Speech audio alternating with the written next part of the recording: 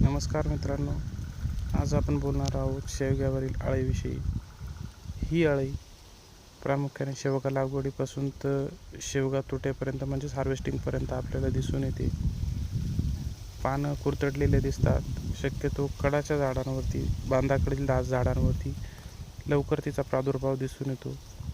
ही संध्याकाळच्या वेळेस बाहेर पडते, त्यावेळेस शक्यतो पाने खात असते. इतर वेळी ती त्या पानांमध्ये लपून बसते. लिप वेबिंग म्हणतात त्याला. ती शेंगांवरही तुम्ही बघू शकता कशाप्रमाणे स्क्रॅप करते. त्याच्यामुळे शेंगांची क्वालिटी, गुणवत्ता ढासळते. हिला कंट्रोल करण्यासाठी आपण प्रोक्लेम, डेलिगेट, कोरॅजन, डेसिस यासारखी औषधे घेऊ शकता. याचे प्रमाण मी कमेंट बॉक्समध्ये देईल. तर हिला कंट्रोल करणं खूप गरजेचं असतं. छाटणीनंतर देखील हिचा प्रादुर्भाव आपल्याला दिसून येतो. छाटलेल्या खोडांमध्येही आढळते.